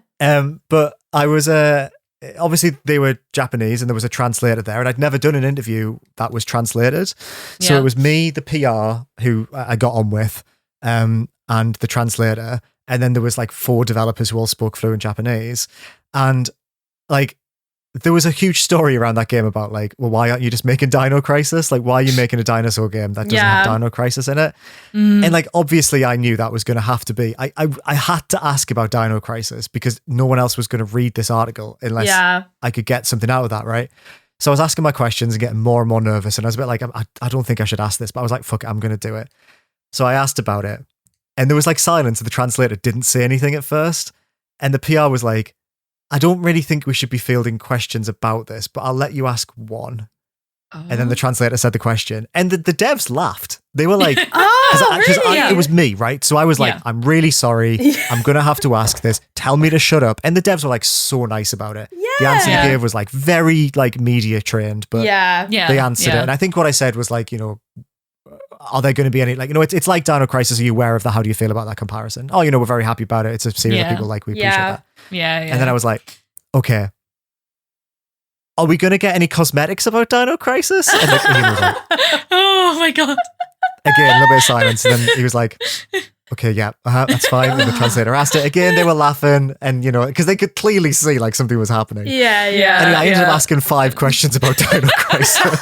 That's amazing, though. That's not a bad interview story. No, it's not. And then at the end, they said thank you, and they were like, you know, your questions were good. They're very nice, very polite. And Ian was like, yeah, thanks, Liam. Thanks for just asking so many questions about Dino Crisis, even though we said you couldn't. See you later on. But yeah, that was a fun one anyway. Just that is very bit fun. Of an interesting one. It's very Liam, fun. do you remember the Ron Gilbert one we did? Oh, mate, I do. What? So me and I think I do. I think I remember this one. We interviewed Ron Gilbert, obviously, you know, did all the Monkey Island games or whatever. And so we did, these were like video interviews. And you know, I'm pretty cool. I'm good at video interviews. Like normally you get along well, but to be honest, I'm not great at video interviews. Your energy on them is fantastic. You. But Ron Gilbert did not want to be there. He had just done a big talk on a panel. This was about Return to Monkey Island. We had to try and drag him away from a crowd of people who wanted to speak to him. We tried to find a room that was quiet enough that he could just stand there. So and it was just like a room full of bottles of water. Yeah. And the PR was, you remember the PR had she was so arsey with us. She was very arsey. So I was like, okay, here we go. We're gonna have to. I remember talking to you about before, being like, should I do this? And you were like, yeah, go for it. So I'm sorry. I'm sorry. I still maintain it was a good idea, but I'd never met him before. I didn't know his vibe. So anyway, I'm talking to him on camera, and he's just like really serious. I'm asking very basic fucking questions. Like, this is for videos. This is not like hard hitting. We had 5 minutes with him, didn't we? 5 minutes. So I'm getting these questions. I'm like, fuck, this interview is just so like basic and boring. So I'm like, you know what? Now's the time. I've got my secret weapon. Here we go. We're just gonna bring it back. This guy's gonna fucking love me at the end of this. So I was just like, what's your best pirate joke? Can you tell me? And he said no.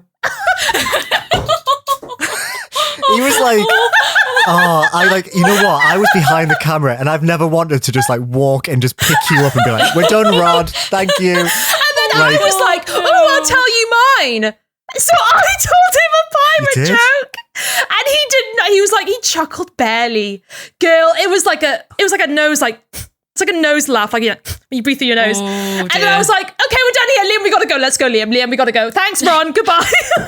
You did the fucking best you could in that, and like absolutely, like you should have been given a war medal for doing that, because not only did we recorded that, and then both of us were like, well, do we put that online? And you were like, yeah, and we did. We put it online. Like, you were like, yeah, let's put that on there.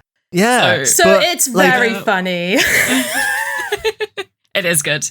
But the thing about that is that like he did an interview with, I think, Nintendo Life in that same conference because I Right. spoke to that. I can't remember who interviewed him, Yeah. but were you there for this? Maybe it was when I was going out for some drinks afterwards, and maybe you'd gone back to the hotel. Yeah. But I was chatting to this guy. He was a freelancer. And he was like, "Oh, what interviews you done today?" And I was like, "Oh, we did this interview with Ron Gilbert, Ron Gilbert, Ron Gilbert. Ron Gilbert's the comedian. Yeah, Ron Gilbert." And I was like, "It was quite hard work. He like did not want to be there, and he like had like we expected him to be quite goofy and went in with that expectation, and he was having none of it. No. And he was like, "Oh, he interviewed him an hour later and had an hour and a half long chat with him, and like I've read the piece afterwards, and he was like so goofy, so like." Joking. I'm like, what the fuck? What was wrong with like? Excuse me, What's what? your beef with us, Ron Gilbert? Yeah. Like, Honestly, like maybe he just needed a drink and a sit down because like and he was sometimes overstimulated. That's true. you like, can catch someone at the wrong moment. You definitely can. I don't Like, hold it against him, but it was so fucking funny, just like the no. I was like, to be fair, I that's respect almost that funnier than if he said a pirate be pun fair, at that moment. Like, I think he said, "No, I don't do jokes." yes, that Which was is like- it. Yeah, for sure. I think I almost wanted to shout over the camera, like, "I think that's your whole thing, mate." Headline: Ron Gilbert does not do jokes. One of the funniest things about that as well is so fucking funny. That was PAX. That was the first PAX West we did, right? We were when we walk around the show floor, there were a bunch of like photo opportunities. Yes, yeah. And I was digging through, like, I've got like a box of like memories in my office, and I was like sorting through the other day trying to find something, and I found a bunch of pictures that we got like from the booths at PAX. Yes. And one of them is of me and you at the Monkey Island booth, like with our heads through cardboard cutouts. And I did think about that interview at the time. I almost wish we could have been like, "Hey, check this out. What do you think of that?" You like that? How about this? Ooh. Yeah, that's a funny one. But at the time, I don't think I was that phased. Like, we talked a bit about it afterwards, but to be honest, when you're like PAX mentality, you can't even dwell on it. I was just like, upload that shit, we gotta get on to the next one. We were on 2 hours sleep. Yeah. You put up like 8 or 10 videos from that like 3-day event you went to, so it doesn't shock me that like you were just like 5 or 6 a day we were doing. You were just kind of rolling through so much stuff. Like you didn't have time to be set back by anything. I was surviving on vegan burgers, vape juice, and bad coffee, and free peanut M&Ms from from the room. And then I was going back to the hotel room at night and just shivering myself to sleep because my body was in shutdown from stress and lack of nutrition. And you know what? Honestly, wouldn't change it. Great time. Yeah, it was fantastic. Yeah, it bonded us. It's a unique memory as well. It really is. Yeah. Trauma bond. Anyway, so Ron Gilbert, we forgive you. Do you forgive me? I think that's the question I should be asking, Ron. We should get about. No, you did. No, you did nothing wrong. We know this and we love you. Yeah. I've always taken your side on this. We should get him on the podcast. It was so funny because I do remember being like, Liam, should I ask him for a pirate joke at the end? I think it's a good idea, and I can't believe it was a great idea. We were both like, yes. It was a great idea. Yeah, we were like, this is the best idea we fucking had. Like, this is going to be the best video we've done at PAX. You were not at fault there. It was great. If it goes south, I'll bust this one out. He'll love it. I think, am I misremembering it? Did you say, like, can you give me an R to camera? And he was like, I'm not doing that either. Yes! Did that also happen as well? Did that also... I do remember asking, and... Oh, no, I did it. That was my joke. I'm like, R. But maybe I can't even remember. Something. Right? Like, iconic behaviour, and you were so good on camera, Rachel. Like, just the maybe energy it was you like, brought. Can you tell us a joke? No. Can you do an R for us? No. So bye. Fucking all right, King. Give us nothing then. See ya. Yes. There was so many great. The Billy Basso interview. Yes. The not donkey interview you did. Fantastic. Like, that was good. Very good. I have forgiven Jason now. I've decided. okay, I was watching some of his videos the other day, and I was like, you know what? He is funny. I'll let him go that he didn't want to talk to me. Oh, so yeah, interview stories so fucking funny, and also sometimes funny. not funny because that first guy I talked about. Fuck that guy. Yeah. Baffling. I love that I know what that game is. Yeah, Yeah. right. Yes. Oh, we're doing this to the listeners so much this episode. I'll Just never the thing that we tell. had to kind of, we can't Yes. tell you, but we know. We talked about it. Is it my turn to ask the next question? Yes. This is from Pete via Discord. Pete Pete. asks, Pete. Pete. Pete. I love this question. One of your first episodes was, "What does success look like for an indie for indie games? What does success look like for an indie games podcast?" Love that. Yeah, love that great. question. It's like a very searching question, which I'm like, oh my, I read that and I was like, oh my God. Yeah. Like, I don't know what about am I you. doing with my life? Like, I don't know about you two, but one of the things that we came into with Indiscovery and Indieventure was like, I didn't have expectations. I just wanted to hang out with you two. Like, Yeah. even other successful podcasts, I was just like, yeah, good for you, babes. But all I want to do is just like, well, I mean, we wanted to talk on the clock. That was one of the Yes. things we wanted to do. It's very true. But something Very true. we're really good at, like since the beginning, was just telling each other what our expectations are and like how we're feeling about everything, and just being like, is this too much? Should we not do this? Or is this not enough? Should we push this? And I still feel that 2 years later, and I think that's so fucking cool. So, Yeah. a successful indie games podcast. Are you having fun? And if you are, Hell yeah. you're successful. Like, I do think everyone should have a podcast. Like, I just think you should just chat, Yes. and shit It's- with your friends. It's very about good whatever. for your mental health. It is good for your mental health it for is. sure It to is. do this. Like, it's so good. And like, absolutely same. When we started this, thought for sure, especially when we kind of like ended indie. God, I still getting mixed up. I'm so bad after all this. Ended Indiscovery and like when, like left RPS and like, did our own thing. I really thought that there would be 3 listeners and it would be my parents and my partner. And like, I would still do it. I would still want to be here doing this 2-3 years later, even if that was the case. So anything above that is a win. I'm having fun. I don't want to stop doing this. Like, I almost like, we're not actually small. Like there are definitely podcasts with fewer listeners. There are also podcasts with a lot more listeners. I'm happy with where we are. If we grew, I would also be happy. But there is a certain freedom to just the fact that currently we do this for free. We just do it for fun in our own time. And there's kind of like no expectation. Like recently we took an extra week off because we just all needed it. And there was like no pressure around that at all, which was really good. Nope. I mean, obviously the other answer, there's that answer. And then there's like, I would love to be able to do this to the point where I don't have to have another job, which is so unrealistic. Oh, that would be so That would cool. also be success. That would be a different kind of success. Yeah. That would be like, that's the dream. But like, also I'm not actually willing to take the steps to take it from the cool thing that I do with my friends on the side. Yeah, me and Rebecca just want good microphones. I have to, Yes. Yeah, we just want to replace our microphones. Like, better we're not looking microphones. for That's like what success would be. Yeah. that would be better success. Yeah. Yeah. If there's any, how some podcasts are like, if there's a billionaire listening, fund us for the yes. rest of our lives. Yeah, Like yeah. that would be amazing. Honestly, if there's someone with just like 300 quid lying around, like I'll give you my PayPal and we'll buy Rebecca and Rachel better mics. Yes. 100%. I completely agree with the two of you. I think I'm not bothered about the metrics of this. So it's interesting what you were saying before, Rachel. Like it might be an interesting little peek behind the curtain for us. We have production meetings quite regularly, and we have like a format that we do every time. We have like a digital whiteboard, and we ask each other questions like, "How are we feeling about this? Is there anything that we think we should be doing better? Is there anything we should be doing differently? Is there anything we don't enjoy about this? What's the thing we value?" And every single time we ask that question, it's always each other and the fact that we're doing this for ourselves and we have fun, and that's never changed. I think like what's interesting about doing a podcast about indie games, and especially I think the indie games that we cover specifically, we're like the niche of the niche of the niche when it comes to like indie like gaming podcasts. Like to be really successful doing this, we'd have to start chasing trends. We'd probably have to like not make it an indie podcast. We'd have to make it about like AAA games and stuff. And what's nice about that is you're kind of like in your little corner and you just grow as much as you probably can. And that's quite slow. And you kind of the people who stick with you are the people who really invest and kind of get you. And that's fantastic. And like everything we do, like you said, Rachel, we just do it because it's fun. Like, we're starting to do some writing for the site. Yes. But love that. But we It's been spoke great. about this. Yeah. Like what's liked about this is it's not like this wasn't a decision that we took lightly.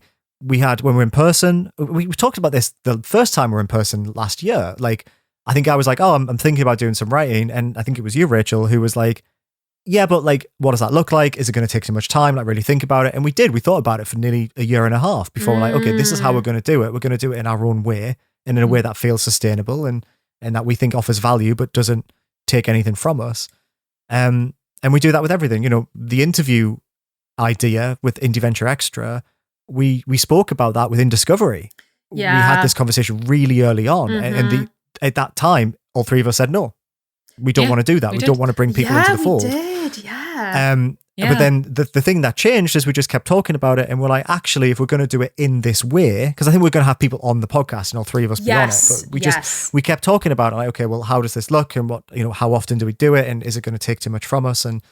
And so yeah, you know, success for me is that I get to hang out with my friends every 2 weeks. That you know, we live at opposite ends of the country. If we didn't have this anchor, there's a chance that we wouldn't catch up as often as we do. But as it is, 100%, like adult friendships are so hard to maintain, and having a shared creative project is like a really nice way to make sure that you are checking in with each other regularly. And like, you know, obviously we talk nearly every day. I think at some point at least two of us will hop in the chat and say something. And like, absolutely, you know, it is a struggle to like, I've had a lot of friends who I've just not managed to keep in touch with, and I talk to every 6 months or every 2 years or whatever, because, you know, just life's busy.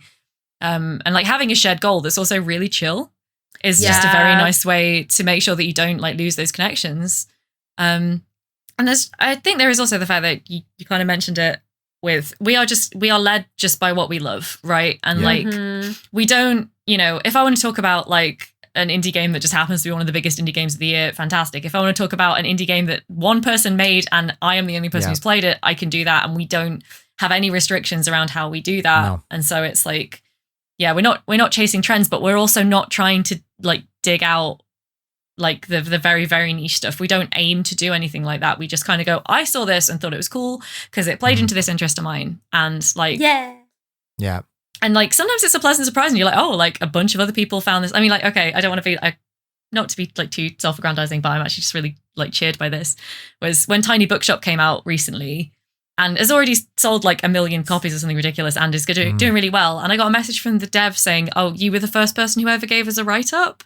And I was like, oh my God, that feels like really sweet and special. Like it's, you know, it's obviously like I'm not in any way part of that success, but I do think it's really nice to have like been kind of looking around and seen something cool and you go, oh, this is neat. And you write 200 words for the website you work at the time. And then like 3 years later, like so many people have caught on and played it. And you're just like a tiny part of that story, and that's awesome. But at the same time, if you take that game that you played, that you're the only person who's played it, and then 5 more people buy it and play it, and that's as far as it ever goes. That's like it's just nice to be in that kind of creative space with people, I think, is the thing for me. Totally agree. Yeah.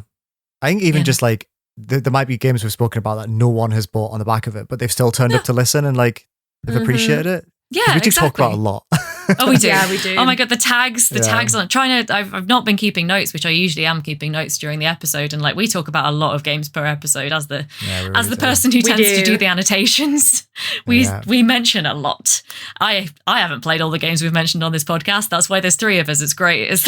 Yeah, exactly. But yeah, we're in good company as well. Like just one final thought from me on this, like if you look at other sort of similar podcasts in this space that are like, you know, queer people talking about indie games, they're all like the same size.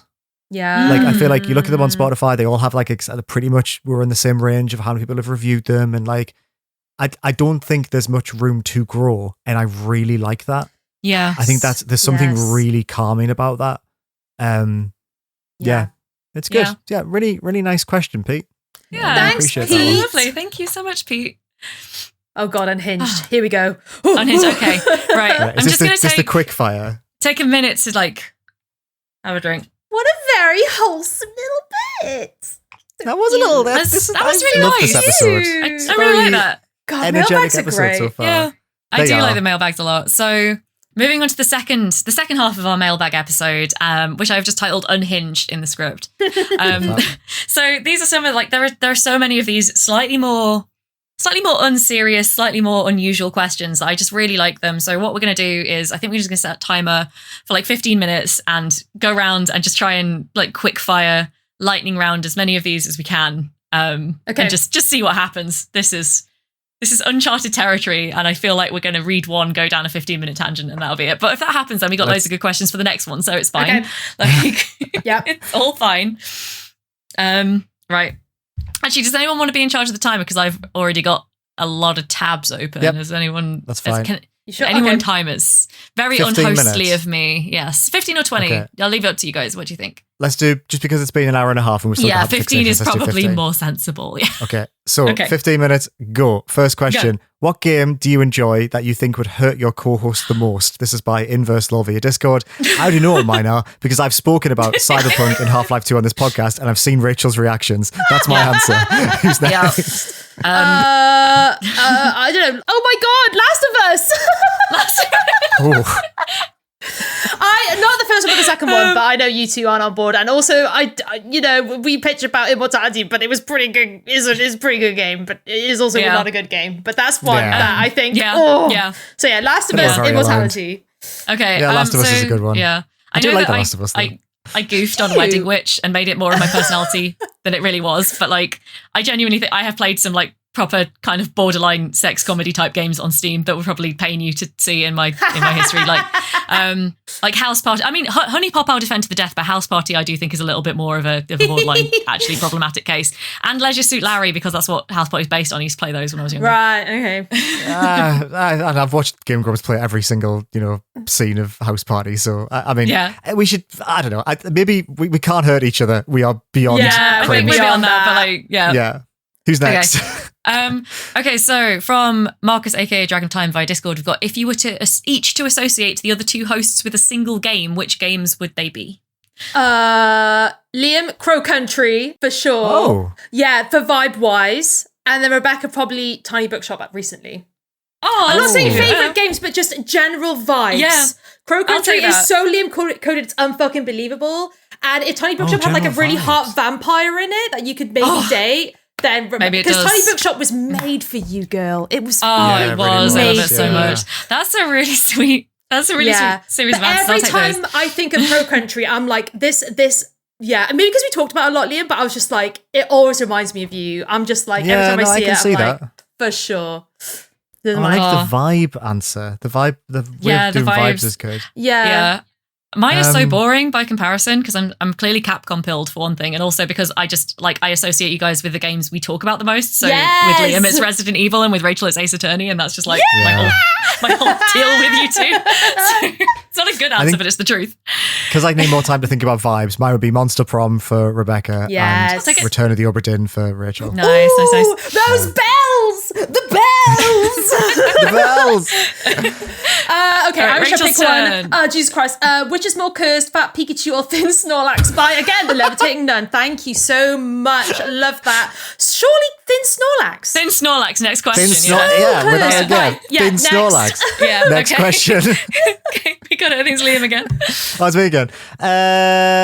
If the podcast had a soap opera style season finale, what twists, drama, deaths would occur? This is I from feel like Harry we've already Mitchell on Blue scripted this Sky. before. I feel Yeah, like there's yeah. somewhere in the archives there is an elaborate Yeah. script about Liam getting assassinated, Yeah. maybe by a crab, Rachel and Yeah. Laura Correct. solving the murder. Yeah. Like, And then I there's come some out sort a of year pine cone later. involvement. Yeah, so Liam gets assassinated by a crab and then is ghost Yep. haunting me and you, Rebecca, and we find out his murder. But then a year later, because we can't solve it in its mystery, I come out with a YouTube video called My Truth, in which I spend 5 hours breaking down everything, and then you have to come up with your response video because that is peak drama in the modern Oh my age. God, oh my it's God, oh my response God. videos and YouTube videos, and you're like, Yep. that never happened, and then Ghost Liam comes up with his own YouTube video being like, Oh my God, Goodbye yes. Sisters or something. But, Bye but it's Sister. nothing. Yeah. It's not about what's happened. I come back with a YouTube video that's reviewing a modern indie game, You and that's it. rise through the And it floor was like, like the where ghost did that from come Peak, from? and you just start talking about indie games Girl, like nothing's oh my happened. god, the crab makes a 50-part TikTok series about like why Liam needed to be assassinated. The crab, like, incredible stuff. And the crab gets off in court because everyone's like, agreed. Thank you so much, Harry Mitchell on Blue Sky. I bet you didn't think we'd actually thought about and talked about this more than we actually Yeah. talk about video Yes, games Harry, already. thank Like we had this Absolutely. answer so Yeah. ready. Is it back to me? Yes. It's you. Okay, so once again, thank you, Pete, via Discord for this question. You are stranded on a desert island for 10 years with a magic PC and a voucher for one game. What do you pick? And then clarification, the magic of the PC is to work, not to cast spells on your behalf. Okay, so you can pick one game. Yeah, basically, it's like, yeah, you can't get off the desert island, but you can spend 10 years playing one game. Okay, I will play on Disco the Elysium PC. just from word count alone. Oh wow. I feel like there's like a whole anthology of books in there and the lore and stuff. So I like that game, so I'd play it. Although there's not a lot of great female characters, but I just had to live with myself. No one's there to judge you. It's fine. Yeah. I'm judging. Oh, God. I'm judging the game. I That's do love such it though. Such a good question. And like such a good answer as well. What about you two? Oh, Maybe like Factorio, so I can finally Yeah. finish Factorio. It will take me 10 years. Oh, my answer's really Yeah. similar and sadly not indie, but I was like, it's got to be something quite meaty for 10 years. And despite it being my favourite game of all time, I have never individually finished Vampire the Masquerade Bloodlines. So I think that There 10 it years is. on a desert island would probably, and also a Magic PC might actually run it. So, there we go. Well, this is the problem. You buy it on Steam, it comes with no mods. That game is unplayable. Oh, man. Oh, no. I also love how you two were like, that's how I can catch up with my backlog. Is if I'm on an island for 10 absolutely. years. Yeah. Yeah. If you want an indie answer, probably Hades, because Hades is my white whale of indie games Nice. that I will never finish unless I am locked in a room with it and only it for several years. Isn't there a question exactly good. about that? Let me find it because I will ask Oh. it. Yes. Where is it? Isn't it getting other people to play Yes. a game? Is that the one you're thinking Where of? is that? I think I might have put that in the normal questions, not the unhinged. Oh no, it's right at the bottom. Maybe it's right at the bottom. Yeah, it's the I'm right scrolling. bottom. I'm scrolling. Okay. If you could They're force, very by okay, Anders. Pete. Yeah, Oh, Pete, and then Anders. If you could force one of your Yes. co-hosts to play in an act of mischief, what would you pick and who? And that's Pete. And then Anders said, and non-mischief wise too. And it's so seriously, Rebecca Paradise Killer. Yeah, and I know. then- That's my answer I as know well to for play Rebecca. it. Yeah. So need to play it. Liam Hollow Knight without a mod. Ooh. Wait, hold on. Mischief. So Mischief. hold on. So you've interpreted that as Rebecca gets the non-mischief I get the one, and nice I get the one. mischief one. Okay. Yeah. Well, I'll answer in turn. So yeah, Rebecca Paradise Killer. You, Rachel, Half-Life 2 Oh no! Oh my god. on the PlayStation 3. Oh my god, what would mine be? Oh my goodness. Is there a game oh. about just crabs? Crabs Steam. I There think is cube crabs are fine. crabs! Exclamation mark. Oh yeah, what's it? You don't like crustaceans, is it? No, I don't like Japanese spindly- spider crabs as well. I Oh don't like. yeah. Never They mind. get fucked. There's a reason why we drop nuclear bombs on the ocean to test them, and it's to get rid of those fuckers. Oh my god.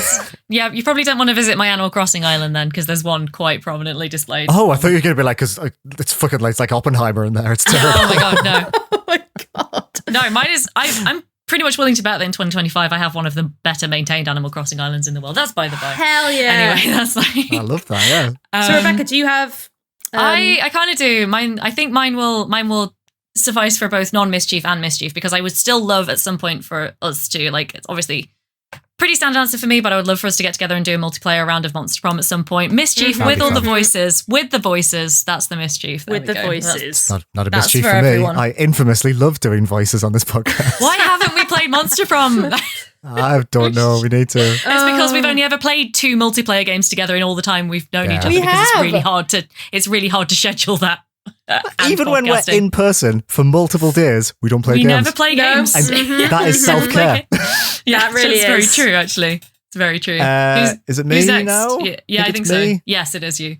Favorite pie? Edit. Liam has excused from answering this question as I've just remembered who he works for. That's from David via Discord. David, you can't tell me what to do. My favorite pie is not made by Greg's. My favorite pie is a pie I make. It's a homemade chicken and fennel seed pie with some greens Ooh. in there, and serve it with some nice carrots and steamed broccoli. It's the best. It's the meal I make for my fiancée when she's not feeling very good. And it's one of my favorite meals as a result. Favorite pie? Go. I don't have many. I'm not a pie girl. I love pies. I just don't have them a lot. Potato and leek, is that a pie? Can you have that in a pie? Yeah, that's a Nice. legitimate pie choice. Done. Yeah. Potato and leek. Mine would be feta, spinach, carrot, and red pepper. That is Nice. the greatest pie Yep. I've ever eaten in my life. It's very good pie. Fuck yeah. Yep. Nice. Nice. Next. Okay, it's back around to me, isn't it? It is. I think once 5 again minutes left. we're doing quite well actually. We're doing really well. Once again, we got Pete via Discord asking, Taskmaster had a task to recreate a game in physical form. What game would you pick and how would you do it? I would do Vampire Survivors, where I would get a lot of people to dress up like goblins, and I would dress up like the Bayonetta style character or the dog, and then I would run into them and knock them over rugby tackling style. And every time I did, Alex Horn would throw actual rubies at my head, and that would be how I do it. I bet Greg Davies would have a sneering comment about that, wouldn't he? You'd be spinning like what? Like a Beyblade, like. I don't know. I have no fucking clue. I don't watch a lot of Taskmaster. Man.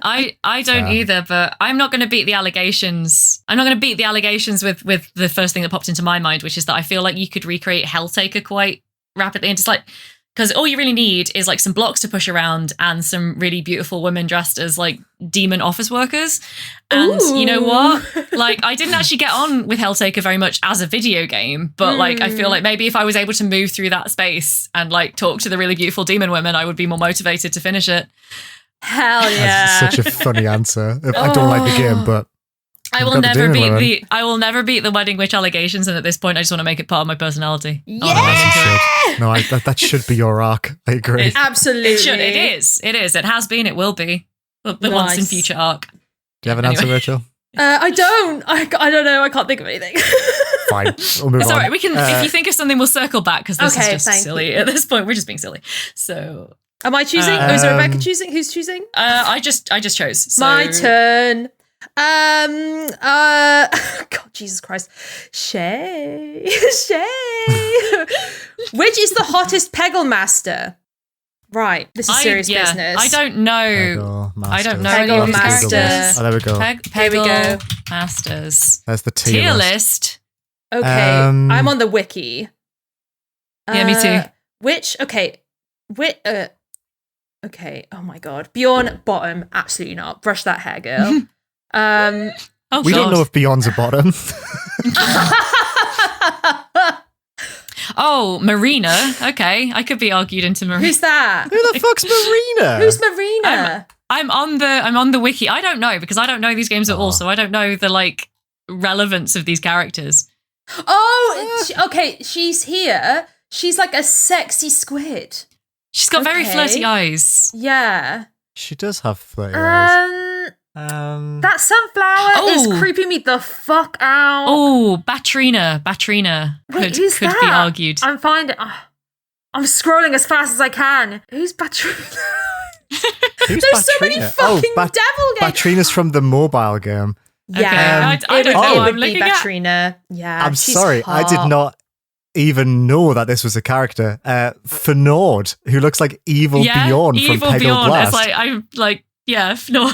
Wait, absolutely. Right at the bottom of the wiki Beyond's page. a bottom, Fion's a top. That's all I'm saying. Oh, with the eye patch?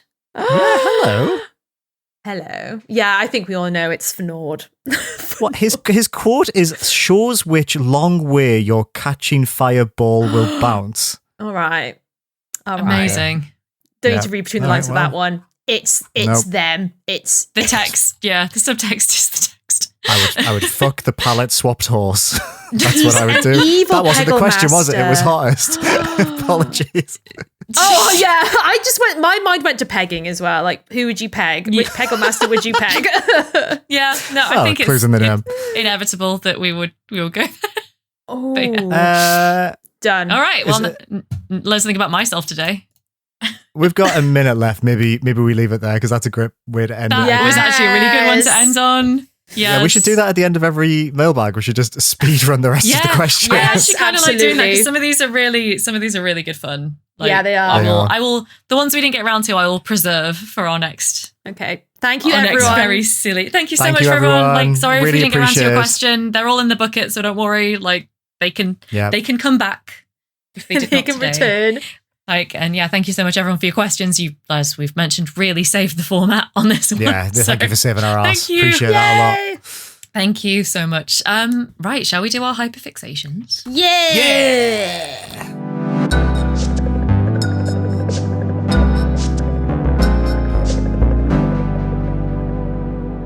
Hello, it's me, your dad, and I went to see a dad movie at the cinema with my dad, two dads, me and your granddad. and it was really good. And they don't make them like they used to. Fucking don't make them like this anymore. I went to see The Naked Gun. Yes. Oh, shit. Brilliant. Okay. Yeah. I've heard really good things. Yeah. I still haven't seen it, it's but I've heard such good It things. fucking rips. It's really good. Oh, good. Yeah. So I love the originals. I'm just going to say scandal noted for the next 5 minutes of conversation. Sure. I love the original trilogy, and I love Airplane and Airplane 2. These were like seminal texts for me as a young boy. And my dad used to, was watching my dad and just used to think it was so funny. And I just love movies that are just all jokes all the way down. And I genuinely don't think there's many movies like this out there anymore. Like, comedy has changed, there's changing tastes. So when this was coming back, I was a bit like, I don't know. I don't know whether like we need another Naked Gun, and with it being Liam Neeson, like can he live up to Leslie Nielsen? But then when I realized that it was Akiva Schaffer from The Lonely Island who directed and wrote it, I was like, oh, hello. Because he was one of the main people behind pop star Never Stop, Never Stopping. Excellent film. So I was like, okay, I'm into this. I went to see it. It's so fucking funny. It's just so funny. Like, Liam Neeson's having a really interesting, like, comedic turn in his later years. Like, his appearance in Atlanta is so funny. When he was in, sorry, just cut across. He was in Derry Girls as well, wasn't he? Which was a brilliant was he? cameo. I didn't know that. It was an amazing cameo in Derry Girls. So sorry, I just got so excited about Derry Girls. I never saw Please tell Derry me about Girls. Atlanta, because I've not seen Atlanta. So. Well, because Liam Neeson obviously had that thing a few years ago where he said some very questionable things. Oh, really? Yes. Yeah, and then it was sort of taken out of context, and then he apologized and said, no, I was wrong to say that. Like, it was a lot of nuance behind what he said. And then he went on Atlanta, where they put him, like Donald Glover's show, they put him in like this bar that was for like cancelled men. And they just like made him say some like quite heinous shit of almost like taking the piss out of what he had said. And that almost felt like, okay, like if Donald Glover is saying Liam Neeson is like chill. Yeah. And he's so funny in this movie. Like, damn. He's so dry. The jokes are it's just joke. Anything that is like not a joke is a setup for a funnier joke a few minutes later. I mean, you might have seen this from the trailer, but a great joke they do is, so he's meant to be the son of Leslie Nielsen's character, Frank Drebin. He's Frank Drebin Jr. Okay. And there's a bit where before he leaves the police station, police squad, he kneels down in front of a photograph of Frank Drebin, and he's like, he's getting emotional. He's like, I just want to do right by you, Dad. And then it shows a load of other characters in front of the same picture of other characters from the original movies. So all the other like police officers and all the other people who are in it. And then, you might not know this, but O.J. Simpson played a character in those original movies. Yes, he did. And it gets to a point where you see a picture of O.J. and a police officer like kneel in front of it, and he turns to the camera and just goes, and then gets up and walks away. And that's in like the first 10 minutes of the movie. Okay, but it's amazing. It's brilliant. It's so good. And there's one joke that I don't want to spoil it, but just like, this is a funny bit. It's all jokes, whatever. He goes into a bar, and the guy behind the bar is like, Frank Drebin, you really come in here after what you did to my brother. He's like, what did I do to your brother? He's like, you shot him. And Frank says, that's literally thousands of people. You're going to have to really like narrow that down. And he says, you shot him in the back as he ran away. 500 people. He was unarmed. 300 people. He was white. God. Oh, you're Tommy's brother. But that's the thing. Like it genuinely, like it approaches like modern topics. Yeah. Like really well. Like it talks a lot about hypermasculinity. It talks a lot about police brutality. And also it just talks about like being a silly little guy and having fun. And it's good. Damn. I was just fancying a cinema trip this weekend, and I think you might have just sold me on dragging friend of the podcast Mick to see Naked Gun, because we were both like, we've both known people who gave it like good reviews, but like honestly, your tastes align more closely with ours than like everyone else we've heard it from. So excellent. Also, you got to watch Derry Girls, both because it's amazing and because like the very last episode, I think, or the penultimate episode has an amazing Liam Neeson cameo. Yeah, I will watch it. Was Liam Neeson. Absolutely. But also, it's just a lovely show. Yeah, would he had you a like good to know my accent in Liam it. Neeson story very quickly? Yes. Go on. I'm named after him. Oh, really? Because my auntie went to... Yes, you did tell me this before. Oh my God, how did I forget told you this? this before. My auntie went to drama school with him, and she performed at the Fringe with him 2 years in a row in a show. So Yes. Oh, That is incredible. Incredible stuff. Anyway, Lovely. who's next? Do you mind if I go next? Because Go. I want to know what Rachel's been cooking. I want to know what Rachel was Googling so frantically. So I'm going to just like get mine out of the way. I want to, Rachel. So like the honest answer for me is that for the last couple of weeks since we last spoke, I have been playing so much Blueprints and Tears of Themis and not much else.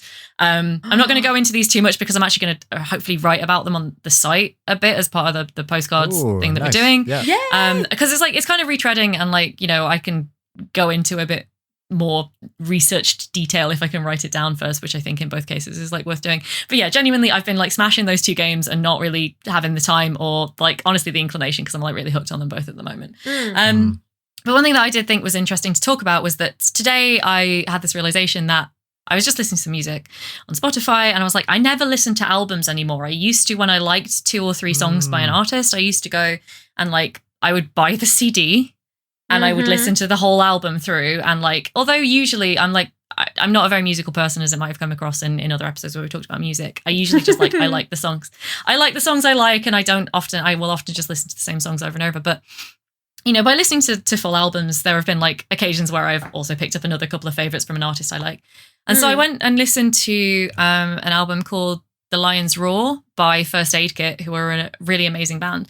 And it was just like, it was nice to listen to a full album for the first time in like ages. I don't even know how long.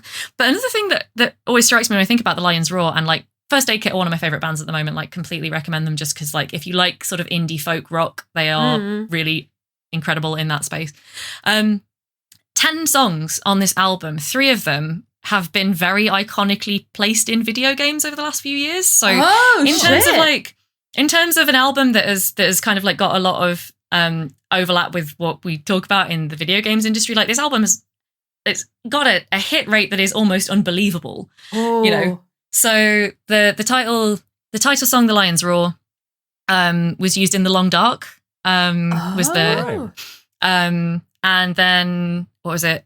The other 2 are I Found a Way, which is from Life is Strange 2, and Wolf, which is from The Walking Dead Michonne, the spin-off from Telltale's The Walking Dead. And like they're all perfectly placed. They all like hit so perfectly in the games that they're in.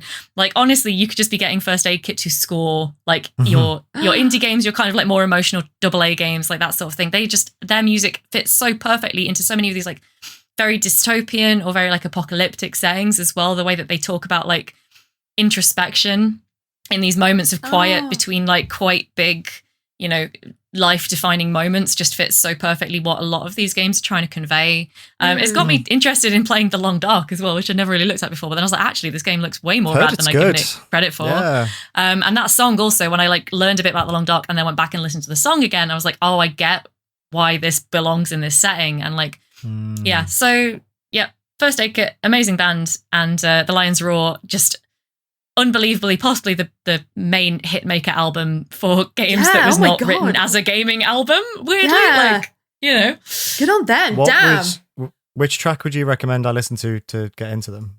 I think maybe Wolf. I'm adding that to my playlist to listen to tomorrow. Yeah, but all 3 that I've mentioned for sure, if you're just like, but I think that Wolf is a bit more it's a bit more like up tempo, I think. I don't know what I'm talking about. I hope that's the right terminology, but I think I think that was the first one of theirs that I heard as well, and I was already very like before they turned up, and then Life is Strange 2, and then in you know, finding about The Long Dark. That was the first one of theirs I heard, and I was already like, this is a good band. I should check these guys out. So nice. I fucking love listening to albums.